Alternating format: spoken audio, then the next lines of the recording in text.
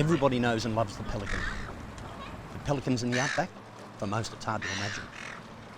Would you believe at times there are more pelicans in the outback than on Australia's coast? This is where most are born, where most come back to breed. Why so few have ever seen a baby pelican.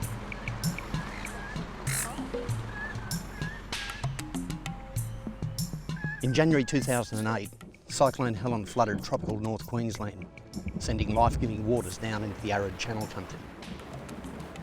For Australian pelicans, it was a call from nature to return home. For many, for the first time in 2 decades. Why the outback? No one knows for sure. Something only the pelican knows.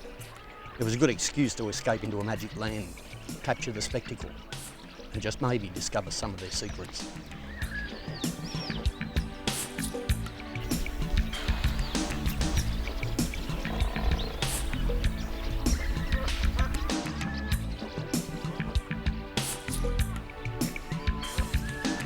The outback is not a barren wasteland, but a special and intricate ecosystem.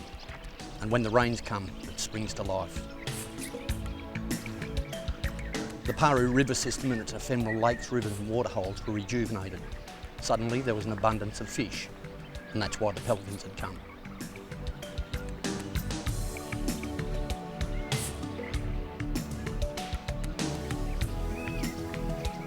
Currawinya National Park, with its 2 lakes, Waiara and Numala, was the chosen site for their breeding corroboree. This year would be the most pelicans that we've ever seen at Currawinya.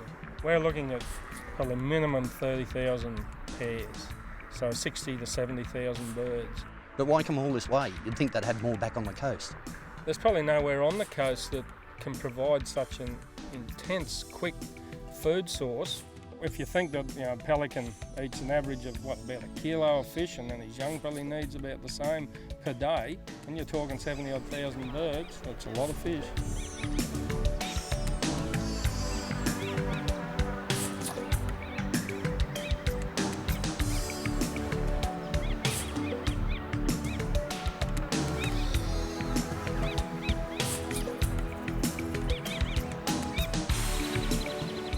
We've owned the place since 1980, and this is the longest dry spell that lake's had. So this is only the second nesting of pelicans that we've witnessed since we've owned the property. We're 1,000 kilometres from the coast. To see them all out there breeding and nesting and fishing and feeding their young ones, and all these people are sort of saying this is a once-in-a-lifetime experience. They're attacking the little ones. They don't breed every year, and even when conditions are right, they choose not to breed. Yeah, maybe the pelicans just thought this is our best shot for a few years, and we'll go out there and make hay while the sun shines.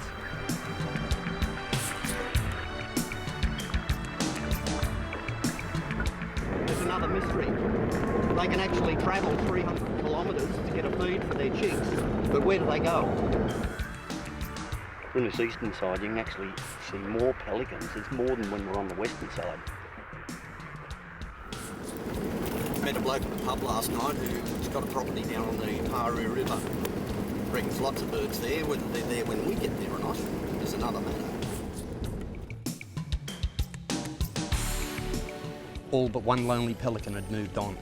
Probably the ones up north would head to other water places that I'm not aware of. So we headed west. Now the emu is a really curious bird, so they've got to come and find out what's going on.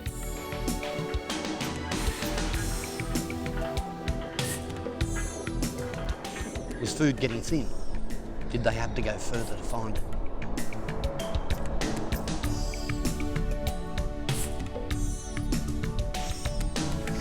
Take nothing except photos and leave only footprints. Let's go.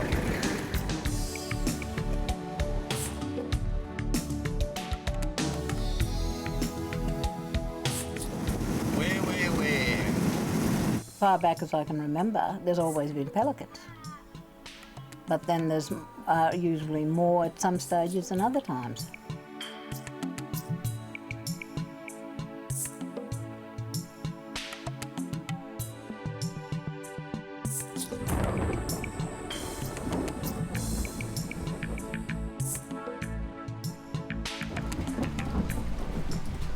found out last night, this place is so unpredictable.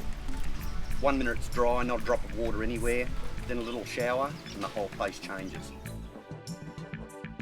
Made you wonder, what drives the pelicans to fly thousands of kilometres to so much uncertainty?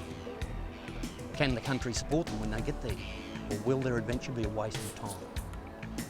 If they'd only bred twice in their 26-year lifespan, how had the species survived at all? Could this be Australia's entire pelican population? There's always been an odd pelican around the waterhole at Currawinya.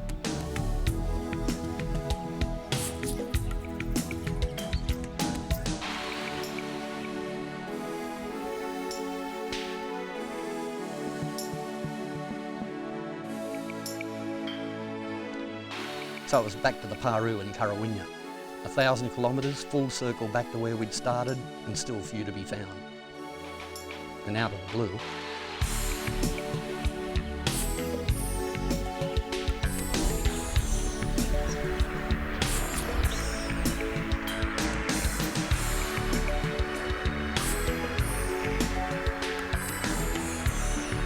no wonder they'd been hard to find. Quick fish, then back to their young suddenly as they arrive. How many kilos of fish are they getting out of that river every day? Another mystery. Yeah. You wouldn't think there'd be that many in the river, would you? No, you wouldn't.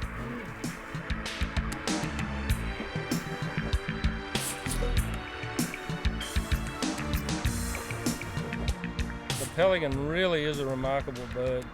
Just so many questions left unanswered with them, you know. Why do they come in here? How do they know where to go? Why are there more birds in arid inland Australia than what there are on the coast? You know, just what is it that makes them do what they do? After 4 months, was food finally running out?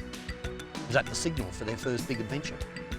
And would the young follow their parents back to the coast? 4,000 kilometres, there were still more questions than answers. When would the pelicans again return to their birthplace? Or would they? Not even they knew.